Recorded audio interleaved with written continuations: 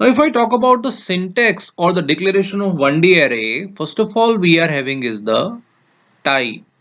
Then after that, we are having is the variable name.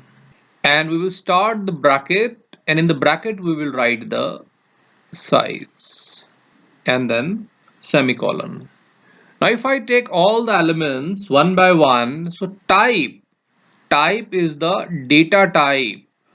Data type means which type of data elements we are going to carry inside that. So that is the data type of elements. And that data types can be int, float, char, anything, or it can be the derived data type as per your own choice. So I'm giving the example as a standard example of int. So let us suppose that the type I have taken is int. Then the next one we are having is the variable name. Any name we are going to take, that variable name will be considered as the array name. So if I say int a, so this a variable will be declared as the variable name once we will give the size. And size, there is one important thing. Size gives you the maximum number of elements. Maximum number means that is the upper bound. If I say that in the bracket A5, then I can store maximum 5 elements. But I can also store 1 element, 2 element, 3 and so on. So if I talk about the A5, then if I store 1 element, that is perfectly okay. Even storing 2 elements is okay. 3 is okay. 4 is okay. And 5 elements is perfectly okay. But beyond the 5, I cannot cross. So that is the upper limit. Let us suppose that I give the A60, means 60 student classes there. Then only one student come. That is perfectly okay. Not a problem. So now we are discussing few examples to make you understand. Let us suppose that I am saying int a5. Now how we are going to read that? So we will say that array A contain maximum 5 integer elements. Now how we are going to define it?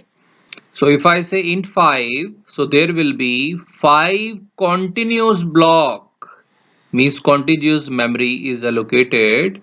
So there are 5 blocks which are reserved, and these 5 blocks are having the index starting from 0, 1, 2, 3 and 4, and the name of that array is A. Now inside that array we can store certain values. Those values we can take out from the user or we can import as ourselves. So let us suppose that the values I have taken is 7, 9, 11, 6, 100. Any value we can take out. Now we must know one thing. If I have to store the 5 values, then normally we have to declare the 5 variables like A, B, C, D, E. Usually we declare the 5 variables and then we store their values A7, B as 9, C as 11, then D as 6 and E as 100. So this concept is taken and this concept is now no more available, because if I want to store the same type of value, because all the values are integer type, then there is a functionality given by the C programming that we are declaring the array with any name, and there we are saying that it is 5. So there will be the 5 integer values. Now all these values can be stored. Now hypothetically we are saying in the same manner that A0, A1, A2, A3 and A4, they are all the individual variables, right? They are acting like the individual variable and their values are 7, 9, 11, 6 and 100. So these all parts are acting like the variables And now this concept is very easy to understand because they are all the integer type and they all are the part of A5. So only by declaring A5 we are taking the 0 to 4, means the 5 values can be easily stored of the integer type, and this one is very easy to understand and easy to implement also.